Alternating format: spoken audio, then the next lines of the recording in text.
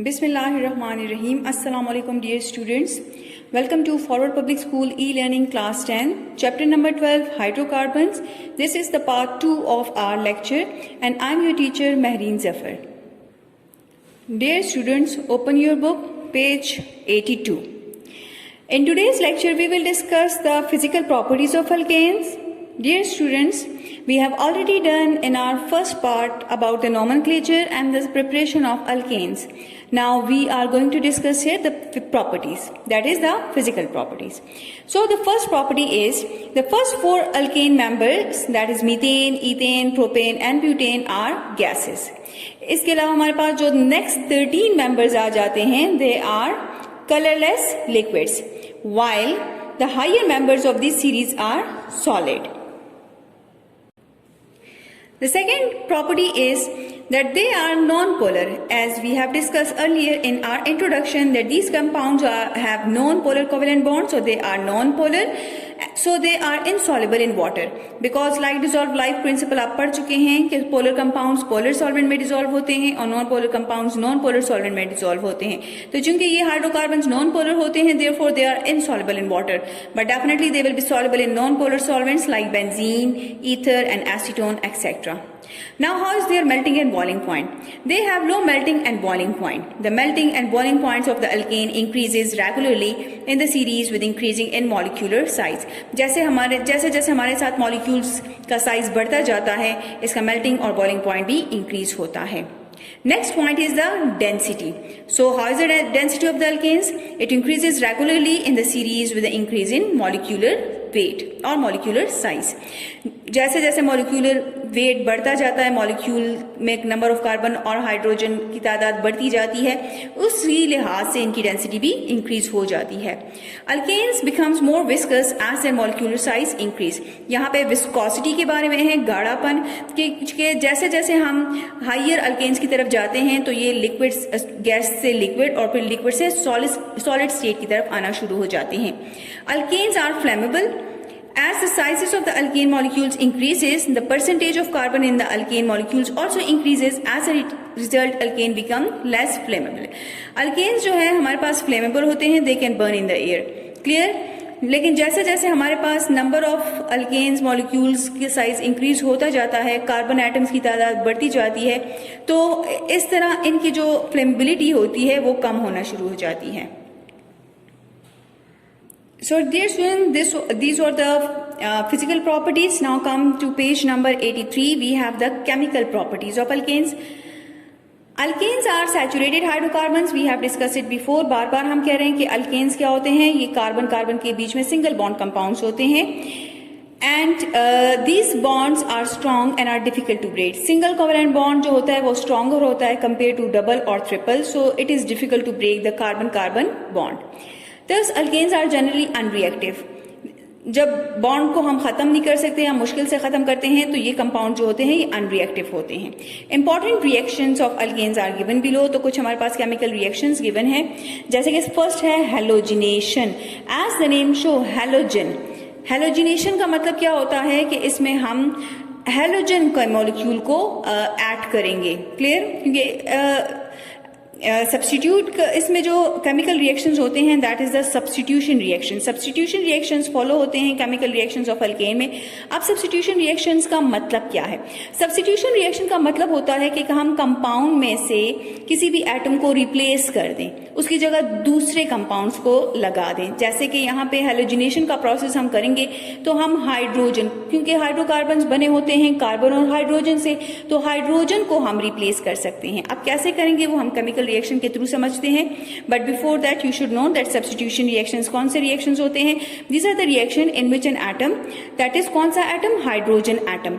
और functional group X stand for halogen, OH hydroxyl is replaced by a different functional group. या तो आपके पास hydrogen हो या X हो या OH हो और इसको आप दूसरे डिफरेंट फंक्शनल ग्रुप से रिप्लेस कर दें, इनकी जगह पे उनको लगा दें नए फंक्शनल ग्रुप्स को, तो हमारे पास जो रिएक्शंस होते हैं that is called as substitution reaction. So alkanes are Alkanes are saturated hydrocarbons, so they mostly undergo substitution reaction. This is very important point, underline it, कि alkanes undergo substitution reaction. The substitution reaction of hydrogen by halogens such as chlorine and bromine in alkane is called halogenation. Now, what is halogenation? This is the definition that substitution of hydrogen by halogen. अब halogen में हमारे पास कौन से आ सकते हैं? Chlorine, bromine in alkane is called as halogenation. तो यहाँ पे आप heading दे definition की, and this is the definition of halogenation. Alkanes react with halogen in presence of ultraviolet light. Ultraviolet sun radiations होती हैं and give you alkyl halide and hydrogen halide. For example, methane reacts with chlorine in diffuse sunlight and gives you methyl chloride. सबसे पहले आप इसके लिए general reaction लिखिए कि जब भी हम मीथेन लेते हैं, दैट इज मीथेन हम ले रहे हैं, तो मीथेन में हमारे पास क्या होता है? हैलोजेंस ऐड करते हैं. क्लियर? हैलोजेंस आपके पास X होते हैं, तो जब हम करते हैं एडिशन इनकी होती है in the presence of ultraviolet radiation, तो आपके पास बन जाता है हाइड्रोजन हैलाइड. क्लियर? प्लस आपके पास आ जाता है हाइड्रोजन हैलाइड. क्लियर? तो आपके पास ये क्या बन गया है? हाइड्रोजन हैलाइड आ गया है और अल्काइल हैलाइड. अब हम इसकी एग्जाम्पल लेते हैं, तो यहाँ पे आप हेडिंग दे एग्जाम्पल की कि फॉर एग्जाम्पल हम ले रहे हैं CH3H, मतलब कि methane. This is collectively called as methane, और इसको अगर मैं इस तरह लिखूं तो भी आपके पास सही आता है, CH4.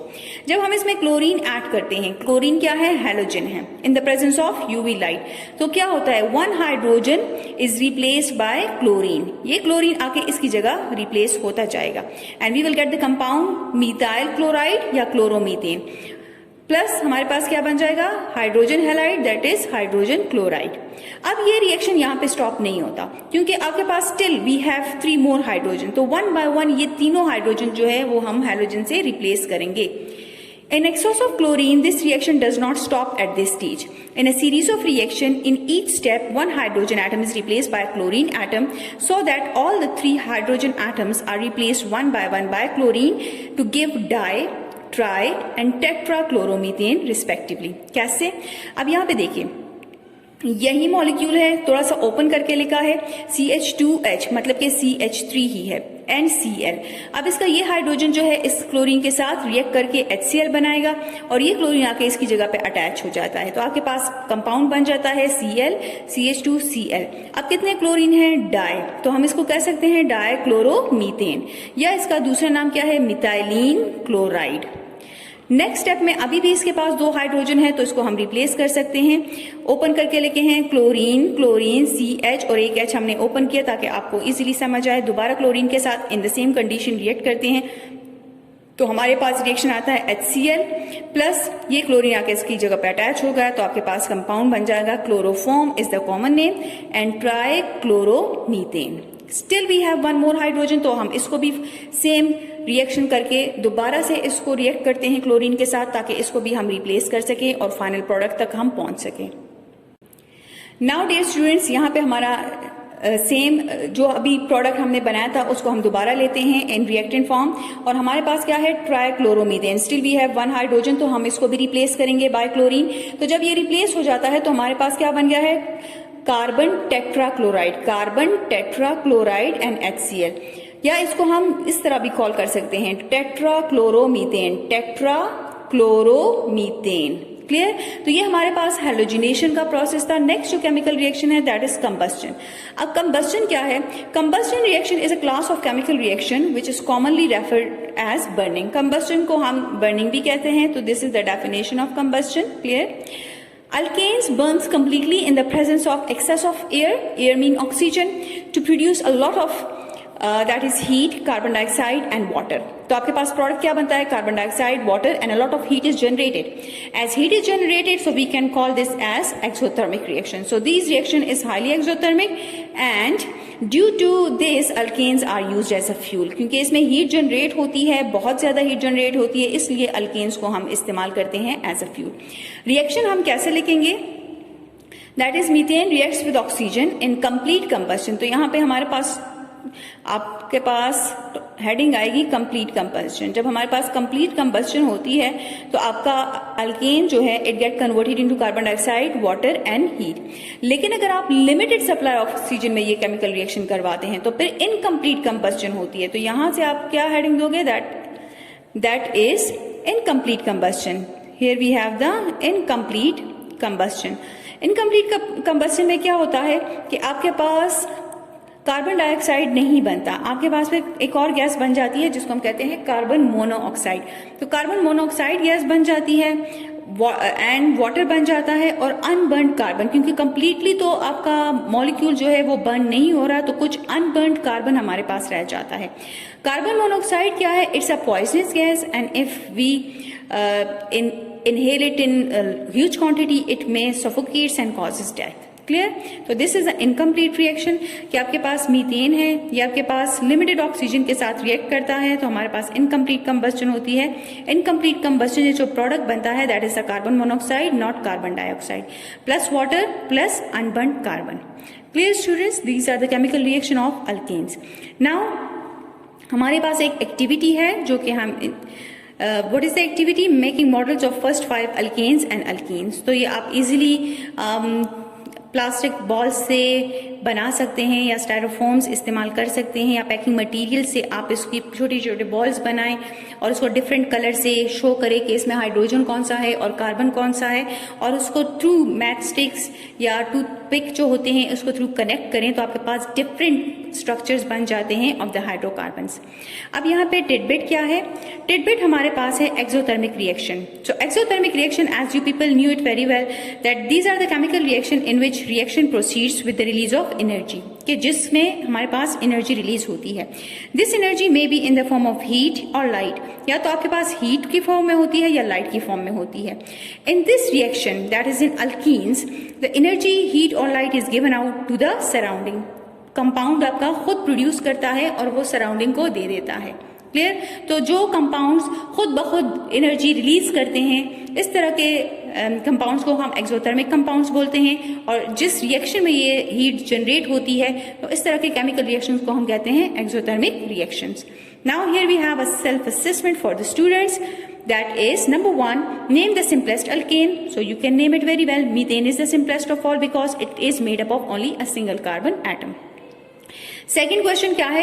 What do you mean by combustion reaction? So here we did this now just seconds before that combustion क्या है आप इसको explain कर सकते हैं। Define reduction reactions. Give one example of each reduction reaction. तो पीछे हमने reduction reactions पढ़ लिए हैं, आप उसमें से देख सकते हैं। Write the condensed formula of pentane and heptane. तो हमने last video lecture में heptane और pentane के जो हैं वो condensed formula पढ़े हैं, तो आप वहां से इसको attempt कर सकते हैं। डियर स्टूडेंट्स, नेक्स्ट पेज पे हमारे पास है सोसाइटी, टेक्नोलॉजी एंड साइंस। ये किस चीज के बारे में इंफॉर्मेशन हमें मिल रही है? That is the hydrocarbon as a fuel. Now what are fuels? This is the definition that fuels are the substances that are used for burning and heating purposes. Clear? Fuel हमारे पास क्या होते हैं? वो सब्सटेंसेस होते हैं जिनको हम बर्निंग या हीटिंग के लिए इस्तेमाल करते हैं। Fuel consist of natural gas, petroleum and coal. The chemical composition, your heading should now put heading here, chemical composition, shows that they are mainly composed of carbon and hydrogen. Therefore, they are commonly referred to as hydrocarbons. हम अगर उसकी composition को देखें, बनावट को देखें कि fuel की बनावट क्या है, ईंधन, फ्यूल का मतलब है ईंधन की बनावट क्या है, तो it is mostly made up of carbon and hydrogen. So हम कहते हैं कि ये हमारे पास हाइड्रोकार्बन्स हैं। अब इसकी एक्सप्लेनेशन हम कैसे दे सकते हैं? Hydrocarbons are currently the main source of world's energy, heat source such as home heating to large industrial processes. Methane is the simplest example. घरों में जो आपकी गैस आती है it contains about 85% of methane. तो वो मीथेन हम burning purpose के लिए या हीटिंग पर्पस के लिए घरों में भी और इंडस्ट्रीज में भी इस्तेमाल करते हैं, because they produce energy when burned. When these hydrocarbons are burnt in air, they produces carbon dioxide, water and a large amount of energy. As you can see in the chemical reaction that when alkanes are reacted with oxygen, burnt in oxygen, they will give you water, carbon dioxide and huge quantity of energy will be or heat will be released. The reactions are commonly known as combustion reaction. CH4 is methane reacts with oxygen. This will give you water, carbon dioxide and heat. The energy produced during this reaction is used for useful purpose such as transportation, generating electricity in homes and in industrial operation. ये बिल्कुल simple topic है, general आपके पास explanation given है। अब हम आते हैं अपने नेक्स्ट टॉपिक पे। Dear students, now move to page number 85। अब 85 पे हमारे पास जो टॉपिक है दैट इज अल्कीन। यहाँ तक हमारा टॉपिक अल्केन खत्म हो गया है। अब हम स्टार्ट करें अल्कीन। अल्कीन क्या है? Alkenes are the hydrocarbons which are unsaturated and contain carbon-carbon double bond. कार्बन के बीच में क्या होते हैं? डबल बॉन्ड होते हैं। So how is the definition of alkenes? यहाँ पे heading they definition.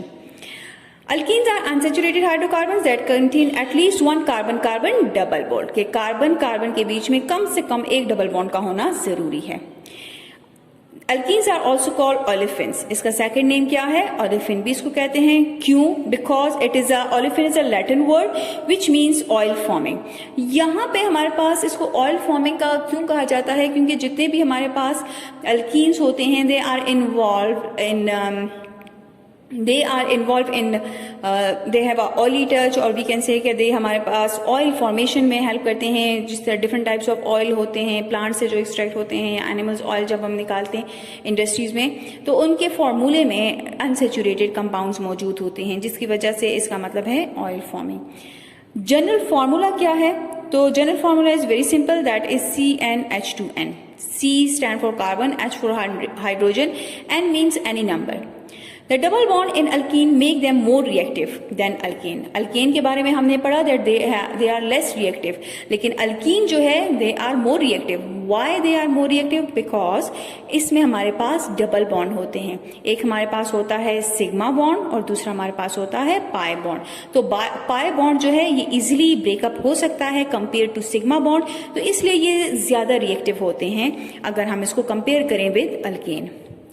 The functional group of alkene is its double bond. अब functional group आप इससे पहले चैप्टर में पढ़ चुके हैं कि functional groups क्या होते हैं। यहाँ पे हम अल्कीन के बारे में बात करेंगे कि अल्कीन में functional group क्या है। That is a double bond. Double bond हमें बताता है कि ये इसका functional group है। The simplest alkene is ethene, having a formula C2H4. तो हमारे पास सिंपलेस्ट जो है that is ethene. Remember students कि हमारे पास अल्कीन सीरीज जो है ये कार्बन 2 से शुरू होती है। क्लियर? कार्बन में n वैल्यू जो होती है वो 2 से शुरू होती है, इसमें कार्बन 1 नहीं है। मीन्स हमारे पास मीथीन नामी मॉलिक्यूल एग्जिस्ट नहीं करता। It started from ethene having a formula C2H4.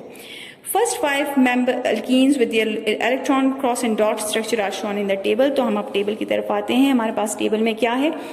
Ethene, और इसको हम इथाइलिन भी कहते हैं। इसका फॉर्मूला क्या है? C2H4। कैसे डिराइव करते हैं? जनरल फॉर्मूला आपके पास है CnH2n। तो आपके पास n की वैल्यू क्या है? 2। तो यहाँ पे पुट करें C2H2 into 2, तो आपके पास फॉर्मूला क्या बन जाएगा? C2H4। समझ आ गई है? तो this is the molecular formula of ethene. और इसका कंडेंस फॉर्मूला क्या होगा कि कार्बन के बीच में double bond, carbon has a potential ability to form 4 bond. तो 1 2 3 4, ये एक कार्बन की वैलेंसी सेटिस्फाई हो गई है। 1 2 3 4, ये दूसरे कार्बन की वैलेंसी भी सेटिस्फाई हो जाती है। तो इसको अगर मैं इस फॉर्म में लिखूं तो मैं क्या लिखूंगी? CH2 double bond CH2। Next member क्या है? प्रोपीन और प्रोपाइलिन। इसका फॉर्मूला क्या है? C3H6। फॉर्मूला इसी तरह जनरल फॉर्मूले में n की वैल्यू 3 पुट करें तो आपके पास फॉर्मूला आ जाएगा C3H6। अब इसमें कितने कार्बन एटम्स हैं? 3। तो कार्बन 3। अब आप इसमें जो है एक जगह पे डबल बॉन्ड लगा दें। 1 2, कार्बन की वैलेंसी सेटिस्फाई करे। 3 4, 1 2 3 4, 1 2 3 4। तो अगर आप इसको इस तरह लिखेंगे तो CH2 double bond CH3। Clear? इसी तरह नेक्स्ट जो मेंबर है दैट इज ब्यूटीन। ब्यूटीन का फॉर्मूला क्या है? n की वैल्यू अब जनरल फॉर्मूला में क्या पुट करोगे? 4। तो आपके पास आ जाएगा C4H8 and we have that is CH2 double bond CH2CH3। ये फॉर्मूला कैसे बनता है मैंने अभी आपको ऊपर 2 एग्जाम्पल के थ्रू समझा दिया है, आप इसको इसी फॉर्म में कर सकते हैं। इसी तरह पेंटीन का फॉर्मूला N की वैल्यू क्या पुट करोगे जनरल फॉर्मूले में 5, तो आपके पास बन जाएगा C5H10। In the same way इसका कंडेंस फॉर्मूला कैसे बनेगा, CH2 double bond CH2 whole 2 CH3। अब होल 2 का मैं पहले आपको बता चुकी हूँ कि होल 2 का मतलब क्या होता है, दोबारा एक दफा आपको एक्सप्लेन कर देती हूँ, काइंडली इसको गौर से सुने। डियर स्टूडेंट्स, यहाँ पे ये हमारे पास फॉर्मूला है, इसका मतलब क्या है, दैट इज CH। पहले तो आपने कितने कार्बन बनाने हैं, 5। अगर पेंटीन का कर रही हैं तो 5 आप कार्बन बना लें, 1 2 3 4 5। अब एक जगह पे डबल बॉन्ड कर दें और इसकी वैलेंसी सेटिस्फाई करें, 1 2 3 4। इसी तरह 1 2 3 4, 1 2 3 4। तो ये स्ट्रक्चर फॉर्मूले से आपको इजीली कंडेंस फॉर्मूला आप बना सकते हैं, 1 2 3 4, 1 2 3 4। अब इस फॉर्मूले को मैं कैसे कंडेंस में कन्वर्ट कर, देखिए CH2, तो ये आपके पास CH2 डबल बॉन्ड फिर क्या है CH। अब यहाँ पे भी CH2 आ रहा है, यहाँ पे भी CH2 2 दफा आ रहा है, तो इसको मैं एक दफा लिख दूंगी CH2 और उसको कर दूंगी होल ट्वाइस, और आखिर में क्या आ रहा है CH3, तो मैं इसको लिख दूंगी CH3। Clear students? इसी तरह हम रिमेनिंग बाकियों के साथ भी इसी तरह करेंगे। इसी तरह हम हेक्सीन के लिए भी N की वैल्यू क्या लगाएंगे, 6, तो बन जाएगा C6H12, और इसी तरह हम इसका कंडेंस फॉर्मूला स्ट्रक्चर फॉर्मूले से बनाएंगे। Dear students, move to next page number 86। यहाँ पे आपको स्ट्रक्चर फॉर्मूला भी बता दिया गया है, जैसे कि मैंने मीथेन का अल्केन सीरीज का किया था, same is the case with alkyne. अभी मैंने आपको बताया कि कैसे हम स्ट्रक्चर फॉर्मूला लगाते हैं। इसके बाद क्रॉस एंड डॉट कब है, तो क्रॉस एंड डॉट भी आपके पास बिल्कुल उसी तरह है कि कार्बन के आपने 4 वैलेंस इलेक्ट्रॉन डॉट से शो करने हैं और हाइड्रोजन का क्रॉस से, तो इस तरह आपके पास डॉट एंड क्रॉस बन जाता है। डियर स्टूडेंट्स, मैं आपको E3 का डॉट एंड क्रॉस फार्मूला बता देती हूँ, रिमेनिंग आप इसी पैटर्न से कर सकते हैं। कार्बन आपके पास कितने हैं, 2, और हर एक कार्बन की वैलेंसी क्या है, 4। वैलेंस इलेक्ट्रॉन कितने हैं, 4, जिसको मैं डॉट से शो करी, 1 2 3 4। इसी तरह इस कार्बन 1 2 3 4। अब कितने हाइड्रोजन हैं, उसका वैलेंस इलेक्ट्रॉन में क्रॉस से शो कर देती हूँ, तो ये आपके पास बन गया है dot and cross formula of E3। Clear students? यहाँ पे जो आपको 4 इलेक्ट्रॉन शेयर हो रहे हैं, या आपको 2, जब हम इसको स्ट्रक्चर में कन्वर्ट करते हैं तो हम क्या करेंगे, कार्बन, अब ये बॉन्ड पेयर और ये बॉन्ड पेयर कन्वर्ट हो जाएंगे डबल बॉन्ड में, ये 2 पेयर, ये पेयर जो है ये कन्वर्ट हो जाएगा सिंगल बॉन्ड में, और आपके पास स्ट्रक्चर फॉर्मूला बन जाएगा, that is like this. Clear students? Dear students, next जो टॉपिक है that is rules for naming alkene. जिस तरह अल्केन का नोमेनक्लेचर पढ़ता, same is the case with alkene but with little bit modification. Rules क्या है, आईयूपीएसी रूल्स क्या है to name the alkene? First rule is select the longest continuous chain which contain the double bond as the parent chain. अब आपने longest continue chain तो select करना है। Longest continue chain का मतलब क्या है कि जिसमें maximum number of carbon atoms हो, लेकिन साथ में ये भी देखना है कि इसमें डबल बॉन्ड का होना भी जरूरी है। The parent name is derived from the name of identical alkane in which the last ANE of alkane is replaced by ENE। मतलब कि आपके अल्केन का जो आखिरी अल्केन जो है, अगर आपके पास नेम आ रहा है अल्केन, तो इसको आप रिप्लेस कर दोगे बाय ENE। क्लियर? आखिर में आपने ENE लिखना है ताकि ये हमारे पास अल्केन सीरीज को शो करे।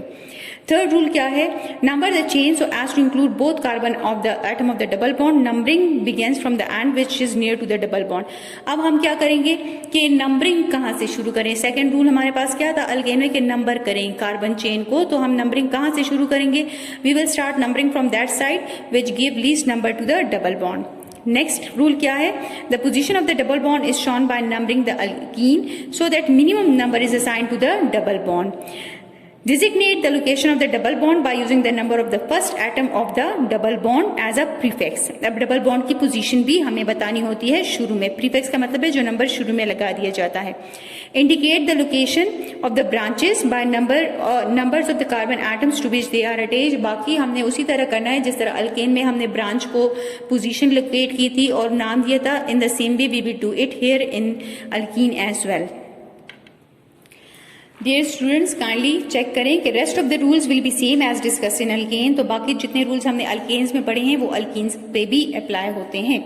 एग्जाम्पल देखें, यहाँ पे क्या है CH2 डबल बॉन्ड CH2. तो आप इसको नंबर कैसे करोगे? CH2 double bond CH2. अब इसको अगर आप 1 2 करें तब भी आपके पास 1 की पोजीशन पे डबल बॉन्ड आ रहा है, या अगर आप यहाँ पे 1 2 करें मतलब कि इस साइड से 1 2 दे तब भी आपके पास डबल बॉन्ड पे 1 आ रहा है. तो इसलिए इस दोनों केसेस में हमारे पास 1 कार्बन पे ही डबल बॉन्ड की पोजीशन आ रही है, इसलिए इसकी पोजीशन हम शो नहीं करते, जो कि अंडरस्टूड होती है कि इसके 1 पे पोजीशन पे ही डबल बॉन्ड है. And 2 carbon atom is called ethene.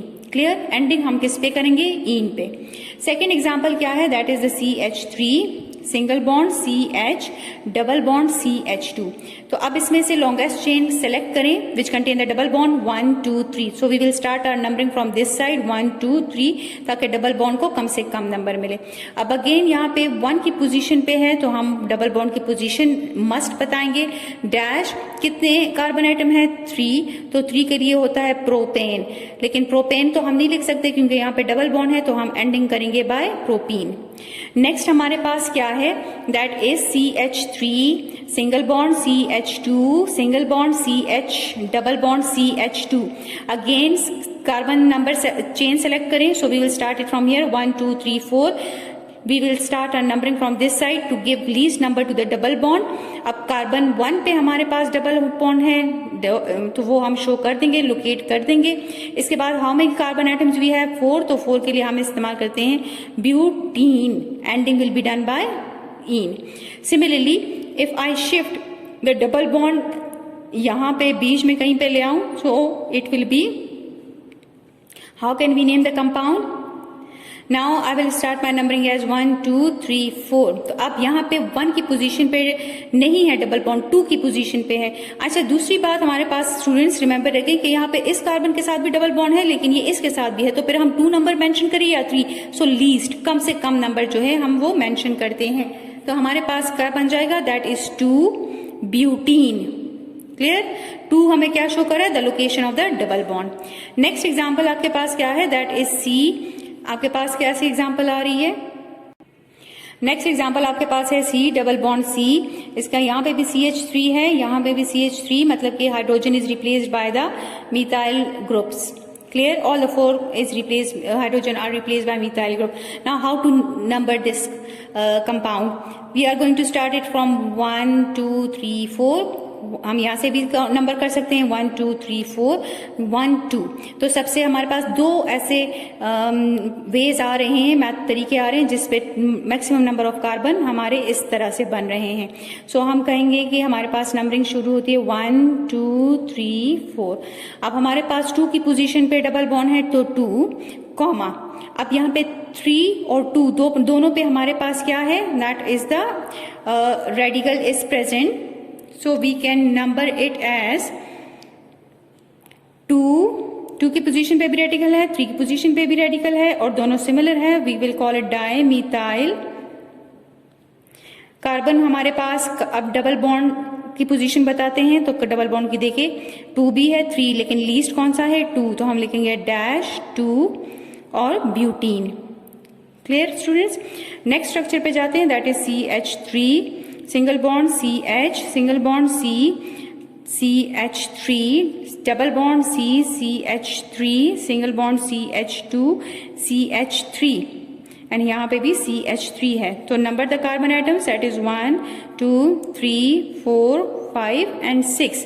अब पहले सब्स्टिट्यूएंट्स के नंबर को लोकेट करें तो हमारे पास 4 पे एक ग्रुप अटैच है, 3 पे अटैच है और 2 पे अटैच है. सो हम क्या लिखेंगे? 2 3 4. तीनों सेम है, so we will write try.